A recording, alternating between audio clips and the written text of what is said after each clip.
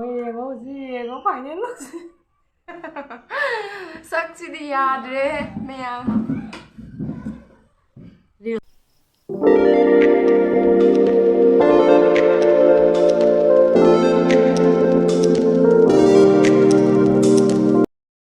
Hello chinaw meow, welcome back to my other video. Chinaw meow ngasi ai seke da mani ko simple oi bani ko da akhoi chanu bisi ka ne jeng holo jeng. Akhoi chanu bisi ka ne blind makeup tau doi nya ba ko do video se chinaw meow puna jeng ni ngasi du ga meow masu video se lep na support video ado ji video se nungai ga da nungai roi da di khang de. Ado chinaw meow huji haujar ga ko ado ai masam ji di punjan gi ge. Lu mo da. Takoni. Ah, bagi kaya kana do. Ai na. Video do. Ado chinaw meow huji video se hauna ba tawrage ado ai masam ji di phajan gi ge ko. Phajan la ke da sumai na.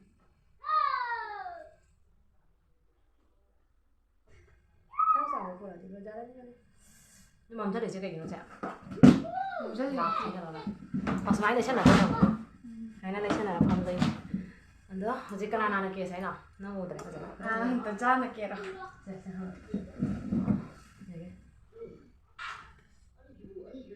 Nama na kero ai na sa.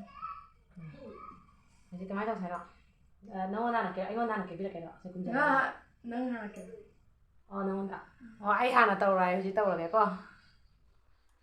Ki dam ni ngasi de ke mayo saksi. Kana na phaji ba na si ti ying ta re.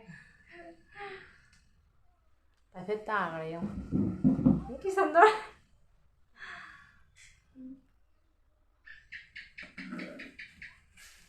Mà bố rồi gì đấy. Mà thằng năm mình ngay đi chân phi cái video nắm là có tao cái này có. Đó. Ya ba? Rồi. Đấy cái mà. Rồi là. Cream đi đây rồi ta làm ra. Đây là mình chỉ foundation này đây thôi chứ. Hai foundation đúng không? Ăn được pizza cái này vào. Anh nhìn tôi vào cái.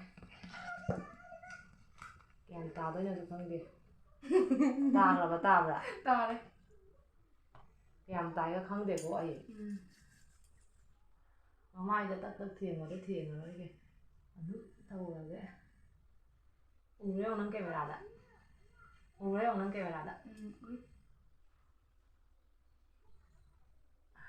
Gì?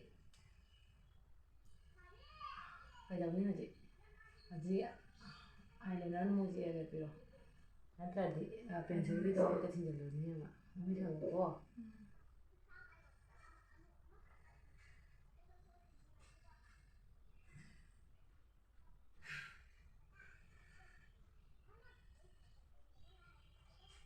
Là kia là không biết mình tôi là đấy. Giờ cái này một thứ tới mình gì nữa.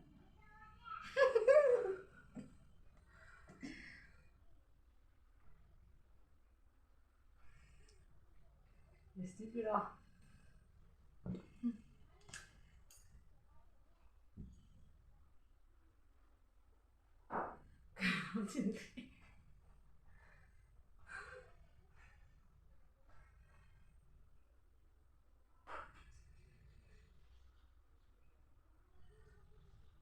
Giờ muốn phải nữa.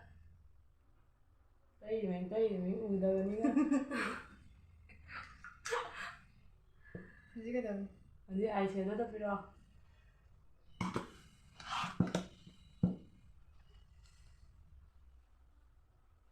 Simple này là chỉ tấm try tới mình không có kia là cái gì có không gì vậy. Như thật là gì kìa.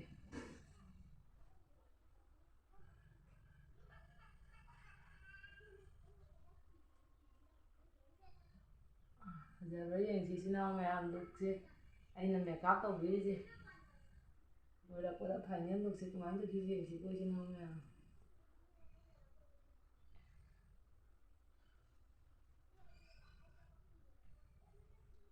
Mà dài ngang rồi nó tới gì kìa.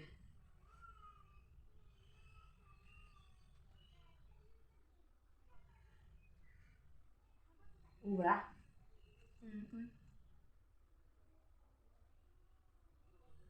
Nó mà lại nó được nữa. Nó sẽ tu rồi đó.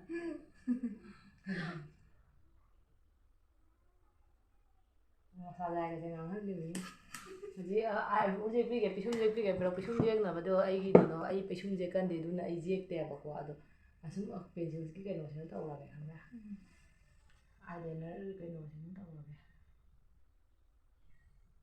tum tho ko ma tin ja tum man gi ma tin ja tum man rai ni ja Mình đi. pencil cái no ba tiek pa thang de riêng là nó cô và dẫn gì biết được kìa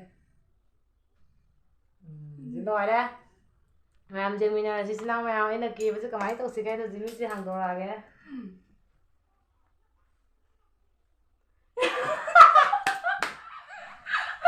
mai mà chẳng nghe tao nhà mày đăng kia đi chứ ôi nó lùi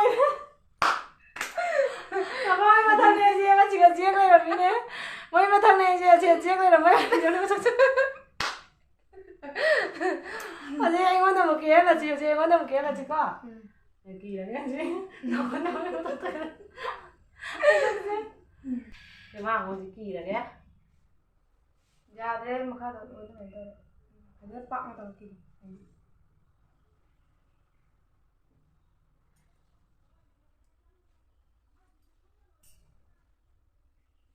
vừa thì anh muốn một cái là cái chứ đâu nghe Tao rất đi ra nhưng gì mà cái phòng là sẵn sàng đây à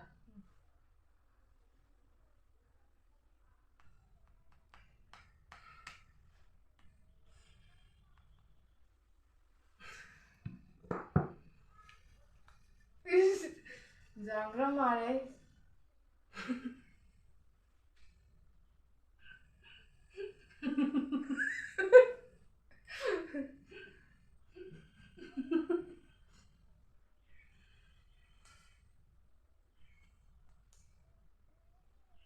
mà biết tầng xuống nồi bí với anh ngồng nó bay quá mong xong qua đầu đấy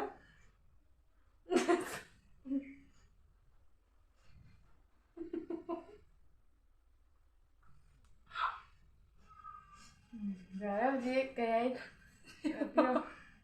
ngủ thuốc ấy cái gì nói nó ai đấy nào chứ video ai bập cầm phụ ra cái thảo tươi này ai này nó rồi chứ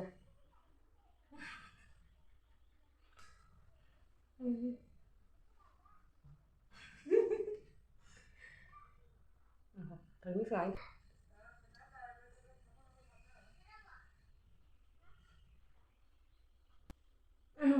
thế con phi con đầu quý đi em thế con phi con đầu quý nào mà trên nổi lên này rất xa dân để coi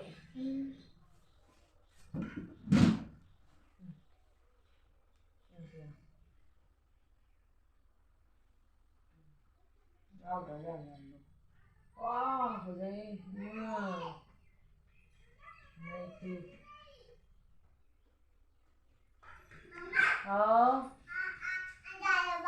là không ada không học gì tao còn lấy cần có tiền đã xem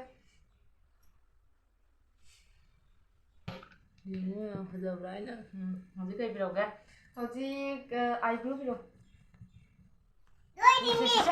지가 알고 싶어. 나 학기는 이 강의해 줘. con bộ nào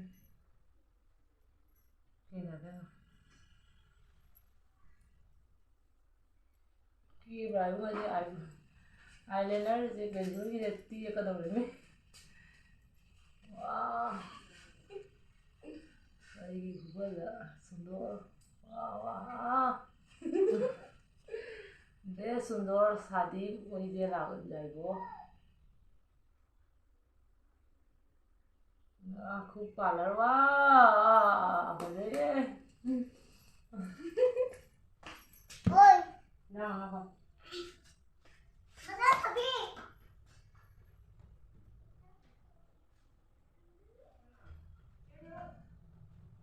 nó đã cái cổ là nó đây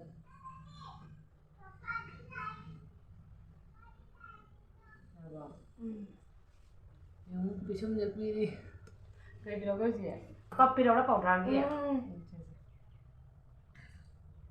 ꯄꯥꯞ ꯆꯥꯎꯔꯝꯗ꯭ꯔꯦꯅꯦ ꯑꯉꯥꯡꯁꯤꯡꯅ ꯄꯨꯊꯣꯛꯄꯗ ꯍꯦꯛꯇ ꯑꯥꯏꯁꯤꯗꯕꯤꯔꯣ ꯁꯤ ꯄꯥꯎꯗꯔꯅꯤ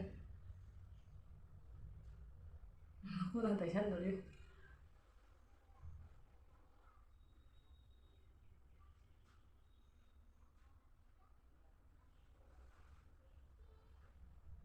ꯉꯁꯤ ꯀꯦꯔꯒ ꯂꯣꯏ ꯆꯥꯏꯗꯧꯔꯤ ꯄꯣꯛ ꯃꯌꯥꯝ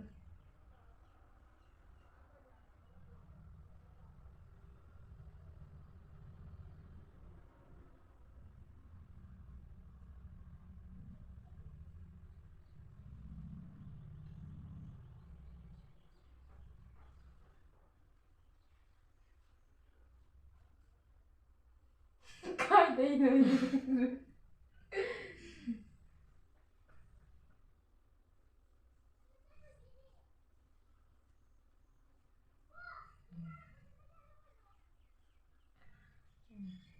ꯍꯧꯖꯤꯛ lipstick ꯑꯥꯏꯁꯦꯗꯣꯔ ꯑꯥꯏꯁꯦꯗꯣ colour ꯅꯣꯏꯅ ꯑꯥꯏꯁꯤꯗꯕꯤꯔꯣ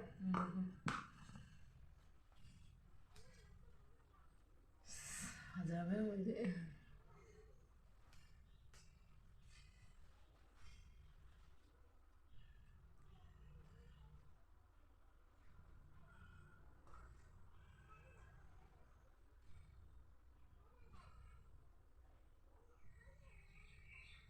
फाइनल लुक को देखन जरा के भैया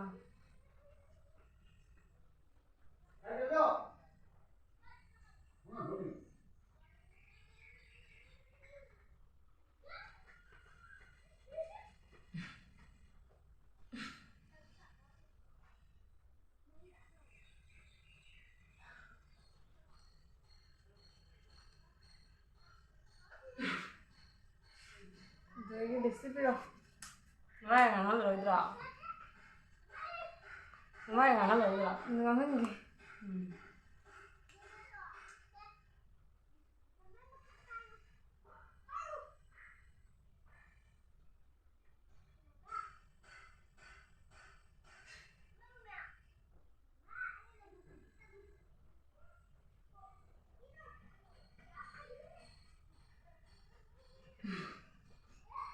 lipstick to ngahaliye mamai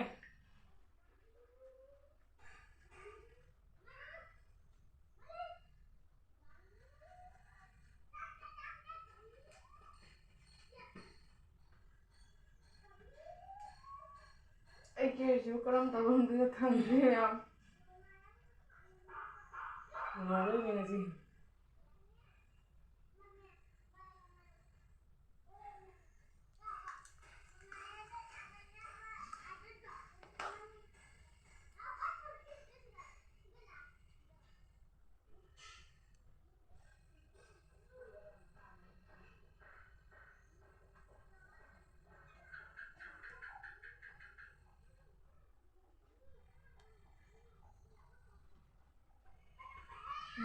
Apa? ꯌꯥꯔꯦ Ya gua cinau ya. Ya apa? oi ma oi ma oi ma Ya apa kau ni sakti cinau ya? Ngasih ke Ala cinau ya, ngasih ke video je. Nungai bila ka di cinau ya, na hai video ini mau sakti yang ni oi. ꯃꯌꯥꯝꯅ ꯚꯤꯗꯤꯑꯣꯁꯤꯕꯨ ꯅꯨꯡꯉꯥꯏꯕꯤꯔꯒꯗꯤ like ꯑꯃꯁꯨꯡ subscribe ꯇꯧꯕꯤꯔꯝꯃꯨ ꯃꯌꯥꯝꯅ ꯚꯤꯗꯤꯑꯣꯁꯦ ꯀꯔꯤ ꯀꯔꯤ ꯇꯧꯍꯟꯅꯤꯡꯕꯁꯨ ꯁꯨꯝ ꯍꯥꯏꯕꯤꯔꯛꯑꯣ ꯍꯧꯖꯤꯛꯇꯤꯅꯦ ꯏꯆꯟꯅꯨꯄꯤꯁꯤꯒ ꯇꯧꯔꯒ ꯈ꯭ꯋꯥꯏꯗꯤ ꯅꯝꯃꯤꯟꯅꯔꯅꯦꯕꯀꯣ ꯑꯗꯣ ꯃꯌꯥꯝ ꯃꯁꯛꯁꯤꯁꯨ ꯀꯅꯥꯅ ꯍꯦꯟꯅ ꯐꯖꯕ ꯍꯥꯏꯕꯤꯔꯝꯃꯨ